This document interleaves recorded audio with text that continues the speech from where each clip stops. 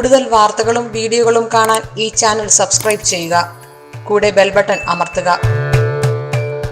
Asia live ടിവിയിലെ feng shui പ്രോഗ്രാമിലേക്ക് ഏവർക്കും സ്വാഗതം. നമ്മൾ ഓരോ വസ്തുക്കൾക്കും ഒരു എനർജി ഉണ്ട്. എല്ലാ വസ്തുക്കളിൽ നിന്നിട്ടും ഒരു എനർജി പുറത്തോട്ട് വരുന്നതാണ് ഫെങ്ഷുയിൽ പറയുന്നത്. അത് പോസിറ്റീവും ഉണ്ട്, നെഗറ്റീവും ഉണ്ട്. അപ്പോൾ പോസിറ്റീവ് എനർജി കൊണ്ടാണ് നമ്മുടെ വീടും പരിസരവും നിറയുന്നതെങ്കിൽ നമ്മുടെ കാര്യങ്ങൾക്കെല്ലാം മുന്നോട്ട് പോകും. അതേസമയം നെഗറ്റീവ് എനർജി കൊണ്ടാണ് നിറയുന്നതെങ്കിൽ നമ്മുടെ എല്ലാ കാര്യങ്ങൾക്കും തടസ്സങ്ങളായിട്ട് അത് ഭവിക്കുകയും ചെയ്യും. ഇപ്പോൾ നമുക്ക് പഞ്ചഭൂതങ്ങൾ കൊണ്ടിട്ടാണ് നമ്മുടെ ഈ പ്രപഞ്ചവും നമ്മുടെ വീടും പിന്നെ ശരീരവും ഒക്കെ നിർമ്മിച്ചിരിക്കുന്നതാണ്. അതിലൊരു പ്രധാന എലമെന്റ് എന്ന് പറയുന്നത് വാട്ടറാണ്. അപ്പോൾ ഫെങ്ഷുയിൽ ഈ 5 എലമെന്റ്സ് ആയിട്ട് പറയുന്നത് water, wood, metal, fire, earth. ഇതാണ് 5 എലമെന്റ്സ് ആയിട്ട് പറയുന്നത്. ഈ 5 എലമെന്റ്സിലെ ഒരു പ്രധാന എലമെന്റ് എന്ന് പറയുന്നത് വാട്ടർ എലമെന്റ് ആണ്. അപ്പോൾ ഈ വാട്ടർ എലമെന്റ് അതാത് ഡയറക്ഷനിൽ, അതായത് ഒന്നൊന്നിനെ നന്നാക്കുകയും ഒന്നൊന്നിനെ നശിപ്പിക്കുകയും ചെയ്യുന്നൊരു സൈക്കിളുണ്ട്. അപ്പോൾ നന്നാക്കുന്ന ഒരു സൈക്കിളിലാണ് അത് വെക്കുന്നതെന്നുണ്ടെങ്കിൽ നമുക്ക് അതുകൊണ്ട് ഒത്തിരി ഗുണങ്ങളെന്ന് പറഞ്ഞു കഴിഞ്ഞാൽ ആരോഗ്യം, സാമ്പത്തികം, തൊഴിൽ, അതൊക്കെ ഈ വരുന്ന വാട്ടർ എലമെന്റ് തരും. വാട്ടർ എന്ന് പറയുമ്പോഴത്തേക്കും നമുക്കത് അക്വേറിയമായിട്ട് ചെയ്യാം, വാട്ടർ ഫൗണ്ടനായിട്ട് ചെയ്യാം, അങ്ങനെ അല്ലെന്നുണ്ടെങ്കിൽ വാട്ടർ ഫാൾസിന്റെ പിക്ചറായിട്ട് പോലും അത് വർക്കാവും.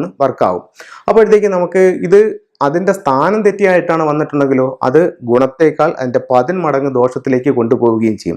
അപ്പോൾ ഞാൻ ഗുണം എന്തൊക്കെ തരുമെന്നുള്ളത് നേരത്തെ ഒരു പ്രോഗ്രാമിൽ ചെയ്തിട്ടുണ്ട്. ഇനി ജലം കൊണ്ടുണ്ടാകാവുന്ന ദോഷങ്ങൾ അത് എവിടൊക്കെ ഏതൊക്കെ ഭാഗങ്ങളിൽ വെക്കാൻ പാടില്ല എന്നുള്ളതാണ് ഇനി ഞാൻ നിങ്ങളുമായിട്ട് ഷെയർ ചെയ്യുന്നത്. നമുക്ക് ആദ്യം ഒരു വീടിൻ്റെ പ്ലാനായിട്ട് നോക്കാം. ഒരു സ്ക്വയറോ റെക്ടാങ്കിൾ ഷേപ്പിലോ ഉള്ള ഒരു ഇതാണ്. ഇതിനെ എടുത്തു. ഇതിൻ്റെ ദിക്കുകൾ നമ്മൾ മാർക്ക് ചെയ്യുന്നു. സൗത്ത്, ഇവിടെ സൗത്തിൻ്റെ നേരെ ഓപ്പോസിറ്റ് നോർത്ത്, ഈ ഭാഗത്ത് വെസ്റ്റ്, ഇവിടെ ഈസ്റ്റ്. ഇനി ഇതിന് 4 കോണുകളുണ്ട്. ഇതിനെ സൗത്ത് വെസ്റ്റ്, ഇത് വന്നിട്ട് നോർത്ത് വെസ്റ്റ്, ഇത് നോർത്ത് ഈസ്റ്റ്, ഇത് സൗത്ത് ഈസ്റ്റ്.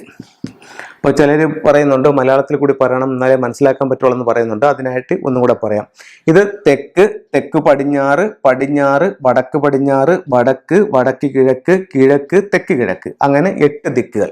ഇതിനെ നമുക്ക് 9 ആയിട്ട് ഡിവൈഡ് ചെയ്യാം. ഇത് വലിയ വീടോ ചെറിയ വീടോ ആയിക്കോട്ടെ, ഇതിനെ നമ്മൾ കറക്റ്റ് 9 ആയിട്ട് ഡിവൈഡ് ചെയ്യും.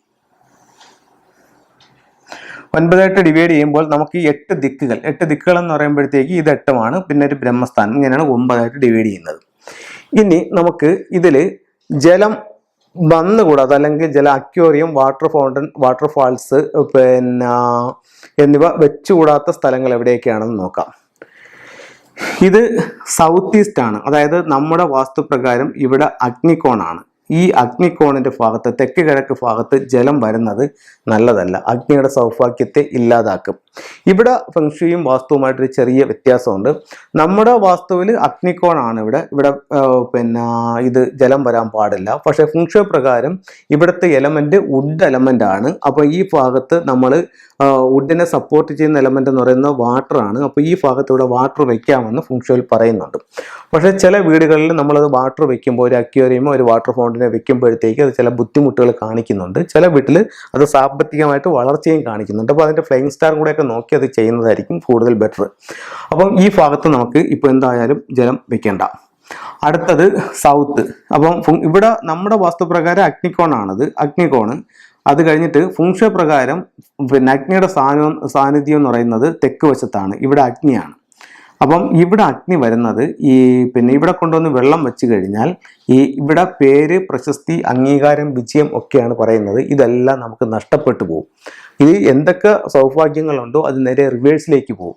അപ്പോൾ തെക്ക് ഭാഗത്ത് ഒരു കാരണവശാലും വെള്ളം പാടില്ല. വെള്ളം ഉണ്ടായാൽ ഇപ്പോൾ ഒരുപാട് പേര് പറയുന്നുണ്ട്, ഞാൻ എൻ്റെ വീട്ടിൻ്റെ തെക്ക് വശത്ത് ഒരു അക്വേറിയം കൊണ്ടുപോയി വെച്ച് ഒരു വർഷത്തിനകത്ത് വെച്ച് സർവ്വതം നശിച്ച്, അങ്ങനെ പറയുന്ന ഒരുപാട് ക്ലയൻറ്റുകളുണ്ട്, ഇഷ്ടംപോലെ ആൾക്കാരുണ്ട്. അപ്പോൾ തെക്ക് ഭാഗത്ത് ഒരു കാരണവശാലും അക്വേറിയമോ വെള്ളമോ വെള്ളത്തിൻ്റെ ചിത്രമോ തെക്ക് വശത്ത് പാടില്ല. അടുത്ത 45 ഡിഗ്രി എന്ന് പറയുന്നത് തെക്ക് പടിഞ്ഞാറാണ്. അപ്പം നമ്മുടെ പിന്നെ വാസ്തുപ്രകാരം, ഭാരതീയ വാസ്തുപ്രകാരം ഈ ഭാഗത്ത് വെള്ളമോ കുഴികളോ സെപ്റ്റിക് ടാങ്കോ കിണറോ ഒന്നും ഈ ഭാഗത്ത് പാടില്ല. അപ്പോൾ ഇവിടെയും വെള്ളം പാടില്ല. അതേസമയം വീടിൻ്റെ മുകളിൽ ഈ ഭാഗത്ത് നമുക്കൊരു വാട്ടർ ടാങ്ക് വെക്കുന്നത് ഏറ്റവും അഭികാമ്യമായിട്ട് പറയുന്നുണ്ട്. അപ്പോൾ ഗ്രൗണ്ടിൽ ഈ ഭാഗത്തെങ്ങും വെള്ളം പാടില്ല. അതേസമയം വീടിൻ്റെ മുകളിൽ ഏറ്റവും ടെറസിൽ തെക്ക് പടിഞ്ഞാറ് ഭാഗത്ത് നിങ്ങളുടെ വാട്ടർ ടാങ്ക് വെക്കുന്നത് ഒത്തിരി നേട്ടങ്ങളുള്ളതായിട്ട് വാസ്തുവിൽ പറയുന്നുണ്ട്. അപ്പോൾ താഴെ വെക്കാൻ പറ്റത്തില്ല, മുകളിലൂടെ വാട്ടർ ടാങ്ക് ആകാം. അടുത്തത് അപ്പം നമുക്ക് ഇവിടെ ഈ പിന്നെ പടിഞ്ഞാറ് വശത്തും വെള്ളം പാടില്ല, വടക്ക് പടിഞ്ഞാറും വെള്ളം പാടില്ല. അപ്പം ഇത്രയും ഭാഗങ്ങൾ നമ്മൾ വെള്ളം ഒഴിവാക്കുന്നത് ഏറ്റവും ഉത്തമമായിരിക്കും. ഇവിടെ ഈ ഒരു ഇതിൽ ഈ ഒരു ഡയറക്ഷനിൽ വെള്ളം ചെയ്യാൻ പറ്റുന്ന ഒരു സ്ഥലം എന്ന് പറഞ്ഞാൽ മുകളിലാണ്. അത് കന്നിമൂല ഭാഗത്ത് ടെറസിൻ്റെ മുകളിൽ അവിടെ വാട്ടർ ടാങ്ക് വയ്ക്കുന്നത് നല്ലതാണ്. അടുത്തത് വെള്ളം വയ്ക്കാവുന്ന സ്ഥലങ്ങൾ എന്ന് പറയുന്നത് നമുക്ക് ഈസ്റ്റിൽ വയ്ക്കാം, നോർത്ത് ഈസ്റ്റിൽ വയ്ക്കാം, നോർത്തിൽ വയ്ക്കാം, ഈ ഭാഗത്ത് വെള്ളം വയ്ക്കാം. അപ്പം ഈ ഭാഗത്ത് എവിടെയെങ്കിലും ആണ് നിങ്ങൾക്ക് കിണറോ അത് കഴിഞ്ഞിട്ട് സെപ്റ്റിക് ടാങ്കോ പിന്നെ മറ്റേ വാട്ടർ ടാങ്കോ അങ്ങനെ എന്തെങ്കിലും വന്നിട്ടുണ്ടെന്നുണ്ടെങ്കിൽ അത് നിങ്ങളുടെ ജീവിത പുരോഗതിയെ സാരമായി ബാധിക്കുന്നതായിട്ട് നിങ്ങൾക്ക് മനസ്സിലാക്കാനായിട്ട് സാധിക്കും. അപ്പോൾ അത്തരത്തിൽ എന്തെങ്കിലും ബുദ്ധിമുട്ടുകൾ നിങ്ങൾ അനുഭവിക്കുന്നുണ്ടെങ്കിൽ നല്ലൊരു കൺസൾട്ടനെ കാണിച്ചുകൊണ്ട് നിങ്ങളതിൻ്റെ വേണ്ട പരിഹാരങ്ങളോ അല്ലെങ്കിൽ അവരുടെ നിർദ്ദേശങ്ങളോ നിങ്ങൾ സ്വീകരിക്കുക. അപ്പോൾ അവരുടെ നിർദ്ദേശങ്ങളും പരിഹാരങ്ങളും അനുസരിച്ച് നിങ്ങൾക്ക് ജീവിതത്തിൽ മാറ്റം ഉണ്ടാവട്ടെ, എല്ലാവർക്കും എല്ലാ ഐശ്വര്യങ്ങളും ഉണ്ടാവട്ടെ എന്ന് പ്രാർത്ഥിച്ചുകൊണ്ട് നിർത്തുന്നു. നന്ദി, നമസ്കാരം.